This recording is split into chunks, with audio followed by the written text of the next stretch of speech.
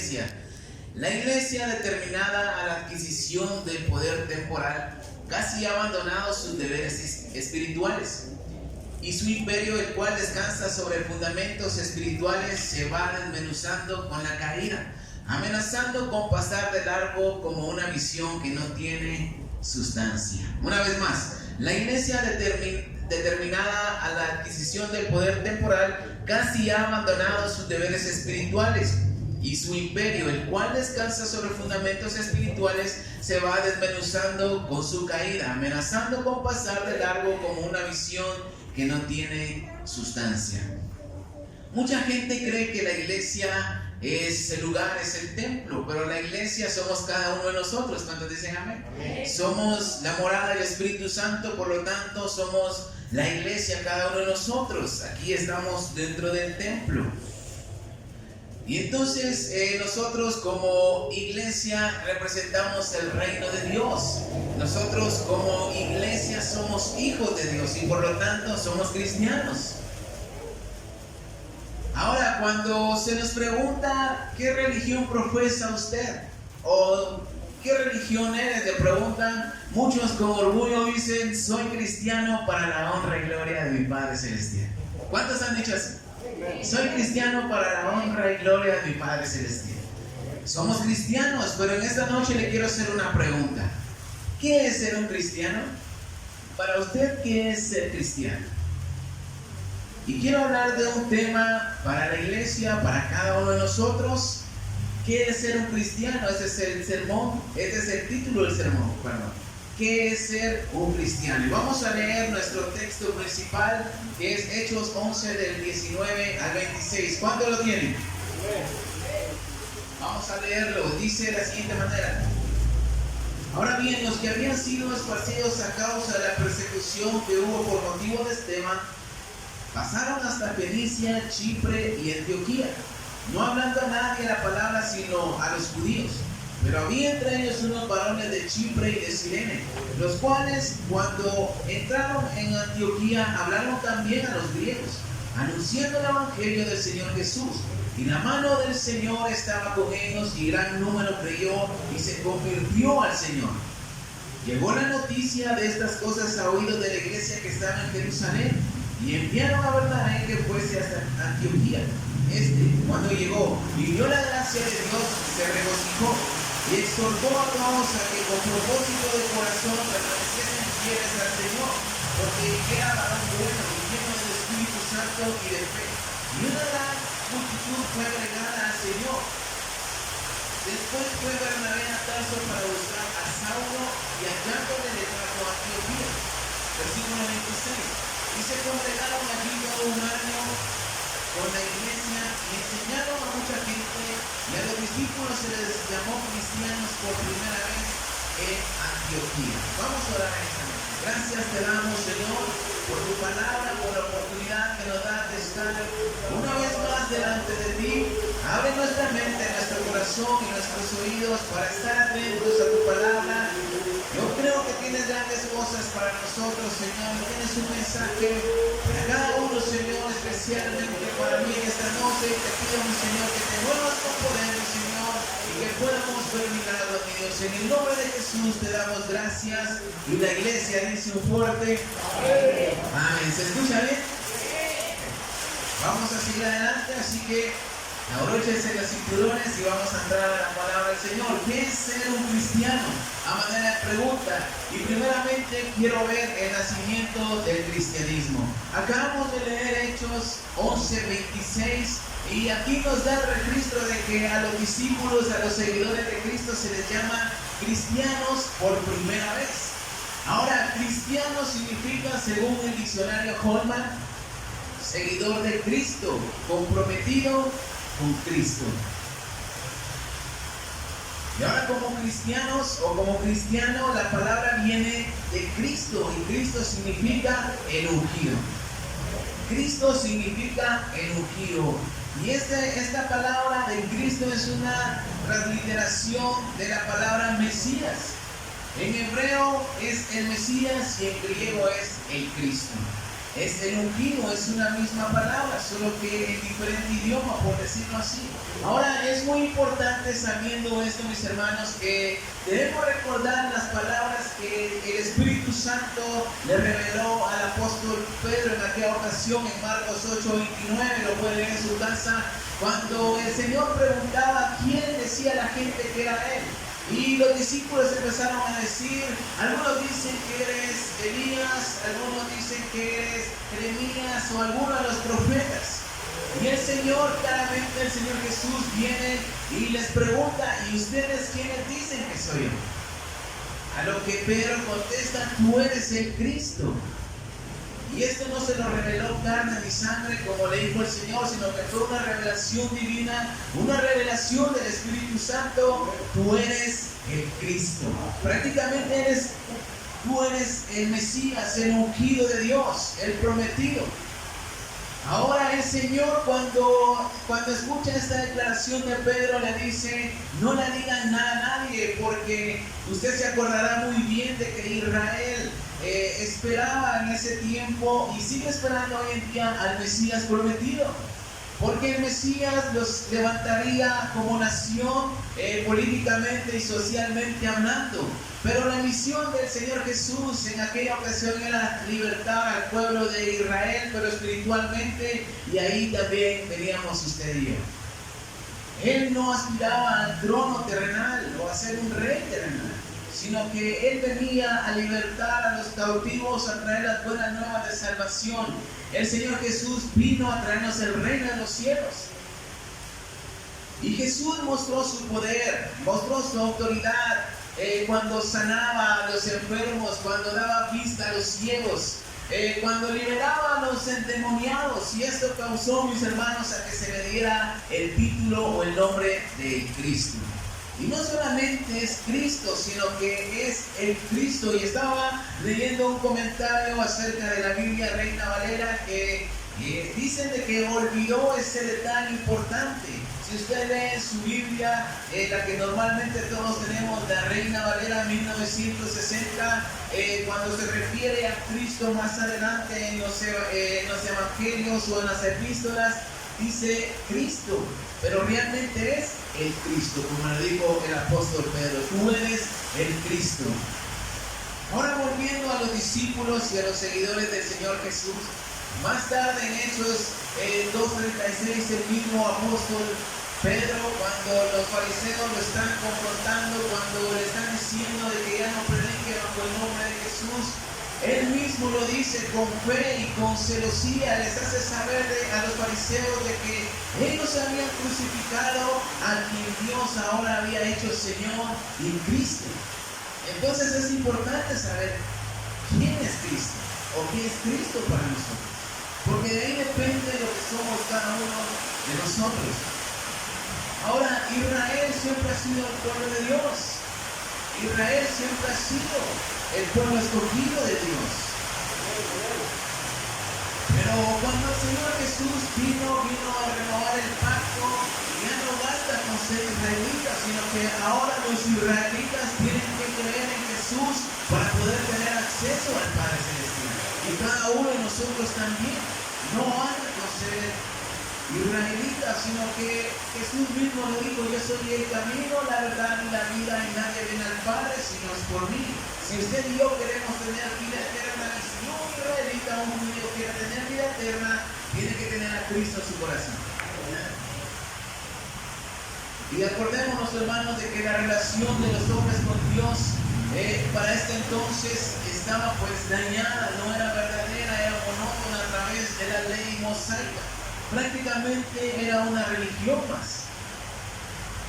Después de que estuvo Jesús en su ministerio durante 3 años, empezó el movimiento de la iglesia primitiva, después el primer mártir que es Esteban, la persecución de la iglesia de Cristo, y muchos judíos que pues ya no profesaban la ley o ya no profesaban ser judíos o fariseos, sino que ahora ya tenían a Cristo Jesús en su corazón, ya reconocían a Jesús como el Hijo de Dios y empiezan a huir a otras naciones a causa de la persecución.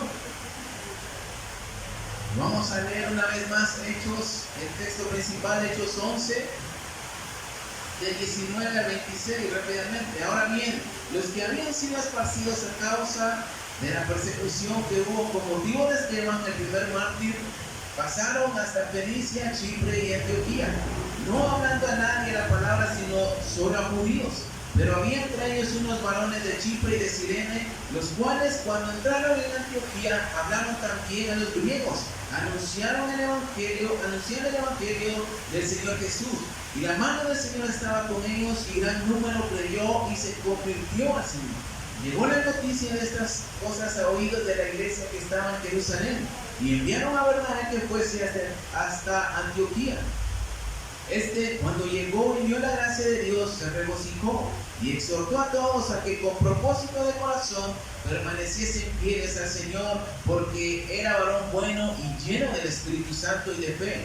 Y una gran multitud fue agregada al Señor. Después fue Bernabé a Tarso para buscar a Saulo, y hallándole le trajo a Antioquía. Y se congregaron allí todos un año con la iglesia, y enseñaron a mucha gente, y a los discípulos se les llamó cristianos por primera vez en Antioquía. Y aquí se les llama cristianos por primera vez, discípulos de Jesús, seguidores de Jesús, que ya no solamente eran judíos, sino que eran de otra nación. Y aquí aparece Saulo, que más adelante iba a ser Pablo, o ya era Pablo, el apóstol Pablo, convertido de ser religioso y fariseo a ser cristiano, un seguidor de Cristo. Y este nombre ha quedado hasta hoy en día. Este nombre ha permanecido hasta en nuestros tiempos, porque somos cristianos. ¿Cuántos dicen amén? Han pasado más de 2000 años y seguimos siendo cristianos. Cuando alguien nace de nuevo y le entrega su vida a Cristo Jesús y le reconocemos como el Hijo de Dios, ya empezamos a ser cristianos. Entonces, el nacimiento del cristianismo viene desde que Jesús inició su ministerio y acercó el reino de los cielos a quienes creían en Él. Entonces fue llamado el Cristo. Y en Antioquía, años más adelante, los discípulos del Señor Jesús fueron llamados cristianos por primera vez. Ahora, segundamente, quiero hablar de la importancia del cristianismo. Vamos a leer el versículo 26. Y se congregaron allí todo un año con la iglesia, y enseñaron a mucha gente, y a los discípulos se les llamó cristianos por primera vez en Antioquía. Ahora el apóstol Pablo, según el comentario de la Biblia teológica, dice que era judío de la diáspora, o sea, de la dispersión de los judíos a otras naciones. Después se estableció un año en la iglesia de Antioquía y empezaron a predicar el evangelio. Y no solamente se trataba de predicar, sino que era de seguir los pasos del Señor Jesús. Lo que el Señor ya había dejado trazado antes, tenían que seguir sus discípulos. Ellos, si usted lee el libro de Hechos, en los primeros capítulos, se va a dar cuenta de que sanaban enfermos, tenían el Espíritu Santo, predicaban con de nuevo, bajaban milagros del cielo, se congregaban regularmente a la iglesia, hacían todo lo que el Señor Jesús les había dejado de ejemplo, oraban todos los días, ayunaban y hacían todas estas cosas. Y esto trajo un avivamiento a este lugar, a la iglesia primitiva, y esto ayudó a que el evangelio se expandiera por todo el mundo, a muchas naciones. Porque ellos sabían la importancia que tenían como cristianos antes que como judíos. Ahora, ya no eran representantes de una nación en específico, sino que eran representantes del evangelio de Dios. Eran cristianos. Y según el comentario de la Biblia de estudio, ellos habían ganado una identidad propia. Eran diferentes a los judíos ahora, porque ellos reflejaban a Cristo en su vida. Ellos reflejaban las obras que Jesús había hecho, el camino que Él había trazado. Por decir así, ellos tenían la verdadera comunión con Dios. Ya no eran una religión, sino que ahora tenían una relación directa con Dios a través de Jesús. Y vamos a leer Hechos 26. En esta ocasión Pablo está contando su testimonio, Hechos 26, 28.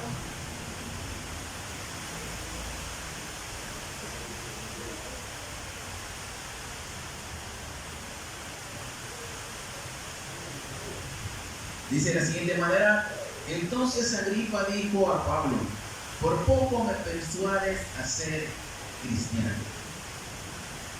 Ellos predicaban la palabra de Dios, ellos tenían la comunión verdadera con Dios, ellos estaban extendiendo el reino de los cielos.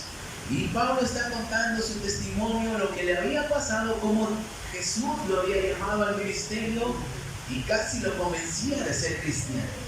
Ahora me llama la atención que el rey Agripa le dice: casi me persuades a ser cristiano. O sea, el movimiento de Cristo Jesús, el evangelio verdadero. Ahora es muy importante el cristianismo en estos tiempos también, pero lastimosamente, mis hermanos, se ha perdido la esencia de ese avivamiento. Conforme ha pasado el tiempo, pues se ha bajado de nivel, por decir así, el cristianismo. Porque ahora, si usted pregunta, el cristianismo se considera una religión más. Ya no se trata de una relación personal con Dios, con Jesús, sino que se trata de una religión más. Como los católicos, como los mormones, como los budistas y todas estas cosas. Se ha perdido la identidad de Cristo en nosotros, como cristianos. Porque a veces no hacemos lo que Jesús hacía. No somos cristianos. Un cristiano es seguidor de Cristo y parecerse a Cristo. ¿Cuántos dicen amén? Amén. Y esto, cuando yo lo estaba estudiando y escribiendo, prácticamente pues me estaba pegando a mí mismo. Porque muchas veces no ha habido oración, no ha habido evangelismo, fidelidad, pasión, generosidad, deseo de hacer la obra de Dios, etcétera, etcétera. Y como dijera mi pastor, o dice mi pastor, creemos que ser cristianos es venir a la iglesia, orar 3 minutos, cantar 3 coritos y dar 5 quetzales de ofrenda.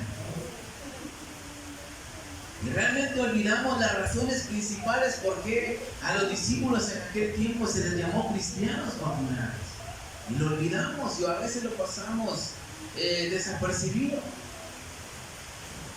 Y realmente no sabemos lo que significa y lo que representa ser un cristiano de verdad. Tomamos el cristianismo a la ligera. Ahora pensemos un momento en el trabajo que usted tiene. O quizás está en la escuela, o quizás practica algún deporte profesional. En estas 3 áreas hay un horario, hay ciertas reglas, hay ciertas obligaciones y responsabilidades que adquirimos. Y si no las cumplimos, mis hermanos, vamos a tener problemas. Nos van a echar. Nos van a decir: bueno, hasta aquí llegaste, no nos sirves. Ahora, para los que estamos casados y tenemos familia, cuando dijimos que sí, dijo el pastor, pues hasta con los pies firmamos. No se escapa.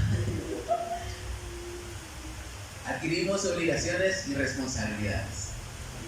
No podemos decirles a nuestras esposas o a nuestros hijos: hoy no les voy a dejar dinero o no les voy a dejar comida porque no tengo ganas de que coman. No se puede.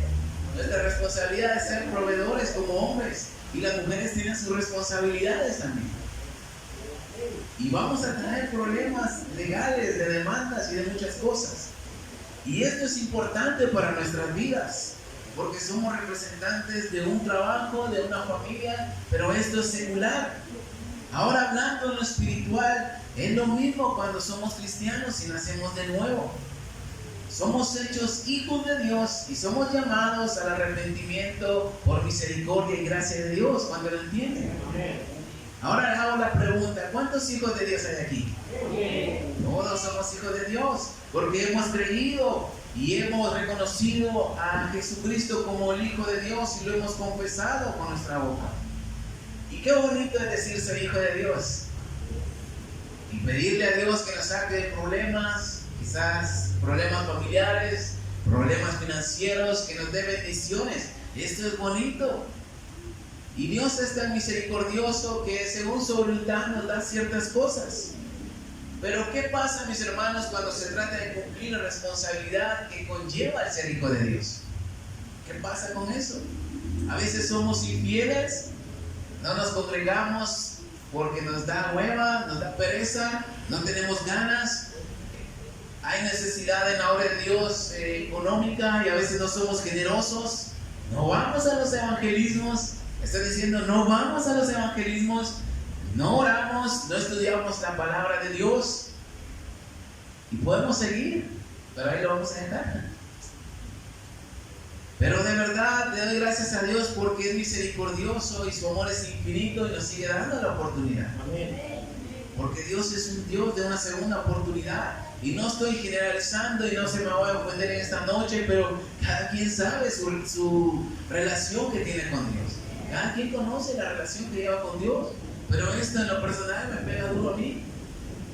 Y podemos ver el ejemplo de la iglesia primitiva que morían por el Evangelio. Lo daban todo por el Evangelio, hablando en lo económico.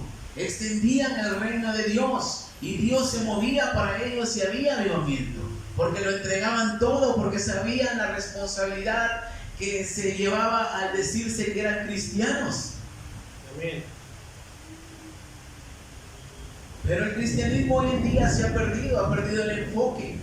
Y solamente se trata de saber que hay un Dios, que somos hijos de Dios y que muchas veces tiene que cumplir lo que le pedimos.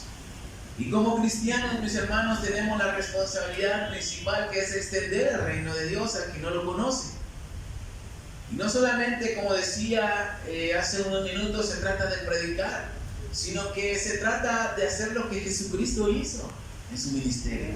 Se trata de ser buenos ejemplos, se trata de ser buenos ciudadanos, de hacer buenas obras, de ser generosos y reflejar a Cristo Jesús en nuestras vidas. A donde quiera que vayamos, no solamente aquí en la iglesia. Y mucha gente, mis hermanos, se van a convertir al ver nuestro testimonio y nuestro comportamiento. Agripa casi se convertía con el testimonio de Pablo.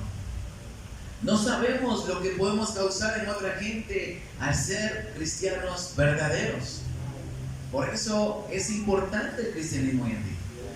Porque como decía el pastor al principio del servicio o entre las alabanzas, somos los que abrimos brecha o somos los que tenemos que interceder por la nación, por la gente, hacia Dios. Ahora debemos tener la identidad de Cristo en nosotros. Y tener la identidad de Cristo en nuestras vidas, es tener el Espíritu Santo en nuestras vidas. Estar llenos del Espíritu Santo, y esto es algo importante, indispensable para cada uno de nosotros. Entonces, ser cristianos verdaderos es ser diferente a tener una religión. Los religiosos que muchas veces son cristianos también, solamente aparentan muchas veces una relación con Dios, se enfocan más en quizás ser elocuentes al predicar, tener un bonito templo de donde digan, ahí sí tienen una bonita iglesia que dan ganas de ir, tener una imagen pública y no tener a Cristo en el corazón. Vestir bien, algunos de otras cosas que de repente van saliendo, que van torciendo la Biblia, y sabemos que no es así. Entonces el cristianismo es importante porque nosotros tenemos la verdad. ¿Cuántos dicen amén? Amén. Nosotros somos portadores de la verdad. Servimos al único y Dios verdadero. ¿Cuántos dicen amén? Amén. Llamado Jesucristo. Por eso es importante que seamos cristianos de verdad. Ahora, en tercer lugar, quiero hablar cristianos verdaderos. Vamos a ver una vez más el texto. Hechos 11:26.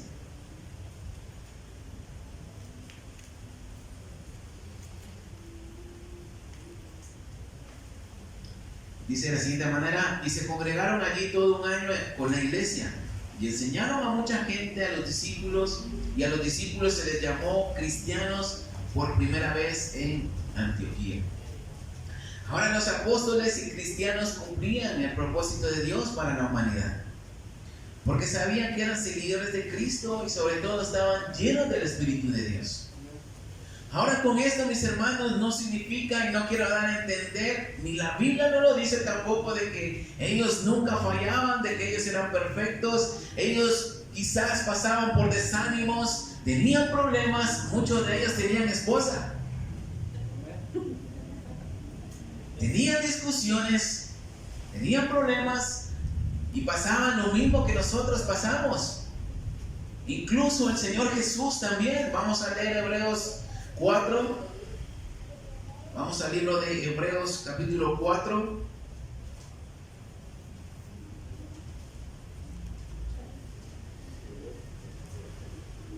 Versículos 15 y 16. Dice de la siguiente manera: porque no tenemos un sumo sacerdote que no pueda compadecerse de nuestras debilidades, sino uno que fue tentado según nuestra semejanza, pero sin pecado. Acerquémonos pues confiadamente al trono de la gracia para alcanzar misericordia y hallar gracia para el oportuno socorro. Bien. Jesús pasó por lo que nosotros pasamos también, a diferencia de que Él no pecó. Primera de Pedro 4:16.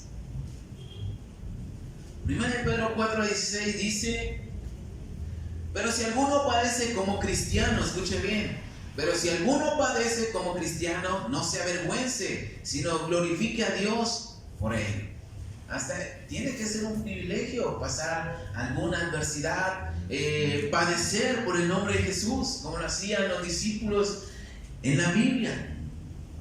Jesús mismo pasó por adversidades, por problemas, por cosas que quizás le fueron difíciles, pero siguió fiel hasta la muerte por amor. ¿Cuántos dicen amén? Amén. Y los cristianos de la iglesia primitiva también sufrieron por el evangelio, y muchos de ellos fueron muertos de una manera trágica. Pero eso no los detuvo a seguir siendo cristianos. Eso no los detuvo a que ellos dejaran a un lado el cristianismo. Y qué bueno que venimos hoy, a pesar de que llovió. Muchos quizás vieron el cielo y ya no quisieron salir de su casa. Y en esta noche podemos ser verdaderos cristianos también. Amén. Y tenemos una ventaja, mis hermanos, de que aquí tenemos libertad de culto, no hay persecución. Hay otras razones por las que podemos fallar. Pero sin embargo, mis hermanos, Dios espera que vengamos y estemos bien con Él. Dios espera que tengamos una relación personal con Él de verdad. Si fallamos, Él nos perdona, nos levanta y nos redime y nos da otra oportunidad. Si fallamos, mis hermanos, Dios nos puede levantar una vez más. Pero es importante saber que como cristianos debemos reflejar a Cristo en nuestra forma de vivir. Y esto no solamente nos beneficiará en muchas cosas en nuestra vida, sino que al final veremos la recompensa más grande, y eso es estar en el cielo con Él. Porque eso es lo que queremos. ¿Cuántos dicen amén? Amén. Todos los que han cumplido el papel de verdaderos cristianos y han muerto, con seguridad se puede decir que están en el cielo. Pero los que han muerto siendo religiosos y mueren en pecado, pues están esperando a ser condenados para toda una eternidad. Y en esta noche usted conoce su relación con Dios, y Dios quiere usarle, Dios quiere redimirle, y sobre todo Dios quiere llenarlo con su Espíritu Santo. El libro de Isaías 1:18 dice: venid pronto a mí, dice Jehová, y estaremos a cuenta. Si tus pecados fueren rojos como la grana, serán emblanquecidos, y si fueren como el carmesí, vendrán a ser como blanca lana. Y esto es algo de bendición cuando dicen amén. Amén. El contexto de eso, Dios está hablando de una nación rebelde. Dios está cansado de los sacrificios por rutina, y Dios ya se cansó de ellos, pero sin embargo le dice: vengan a mí pronto y estemos a cuentas. Y lo mismo nos lo dice a nosotros en esta noche. Si tenemos pecado, Dios puede cambiar nuestras vidas, Dios puede perdonarnos. Podemos ser verdaderos cristianos, y esto significa, mis hermanos, dejar de ver las cosas de este mundo que es pasajero, dejar el enfoque de lo que este mundo nos da y enfocarnos en el reino de los cielos. No somos cualquier cosa, mis hermanos. No somos cualquier cosa. Somos hijos de Dios. Somos representantes del reino de los cielos. Entonces tenemos que ser como hijos de Dios. ¿Qué espera Dios de nosotros? Usted como padre o yo como padre, ¿qué esperamos de nuestros hijos? Lo mismo espera Dios de nosotros. Y si no hemos sido verdaderos cristianos, hoy podemos empezar a hacerlo. Solamente tenemos que decidirlo y pedirle perdón a Dios y llevarlo a cabo.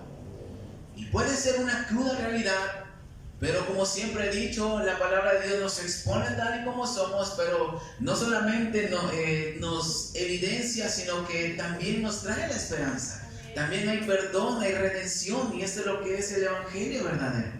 No solamente nos puede condenar, sino que Dios nos muestra su gracia y su misericordia. Podemos empezar de nuevo una vez más. Podemos ser hombres, hermana, puede ser mujer de oración. Podemos evangelizar. Podemos empezar a ser generosos con la obra, estudiar de lleno la palabra de Dios, servir a la obra de Dios. Y le animo a que lo hagamos de verdad, que seamos cristianos de verdad. Y le aseguro que cuando la gente nos vea, sin que nos conozca, puedan decir: ahí va un cristiano verdadero. Amén. ¿Cuántos quisieran eso? Amén. La gente nos conoce, la gente sabe lo que hacemos. La gente ve nuestro historial, pero sería una gran bendición que la gente pueda decir: ahí va un cristiano de verdad, ya va a la iglesia, ya va a servir al Señor. Y con esto, mis hermanos, podemos extender el reino de Dios. Y para terminar en esta noche, quiero leer lo que al principio le leí. La iglesia, determinada a la adquisición del poder temporal, casi ha abandonado sus deberes espirituales, y su imperio, el cual descansa sobre fundamentos espirituales, se va desmenuzando con su caída, amenazando con pasar de largo como una visión que no tiene sustancia. El hermano Isaí, a un par de días atrás, nos compartió un pensamiento de él. Y le dije que si lo podía decir, me dijo que sí, se lo voy a leer. Me doy cuenta hoy que perdí mucho tiempo hablando de cosas en vez de hablar de Cristo. Me doy cuenta que he tomado la Biblia para dar ideas y para hablar de cosas, pero no presenta a Cristo. La Biblia es Cristo, la interpretación de la Biblia es Cristo, y la solución de la vida es Cristo. Somos cristianos. Y Cristo tiene que ser nuestro centro en la vida de nosotros. ¿Cuántos dicen amén? Amén? Cristo tiene que ser nuestra razón principal. No podemos dejar a Cristo a un lado, porque entonces no seríamos cristianos. Tenemos que tener a Cristo en el centro de nuestra vida, y eso se va a reflejar para las personas. Denle un fuerte aplauso a Cristo en esta noche.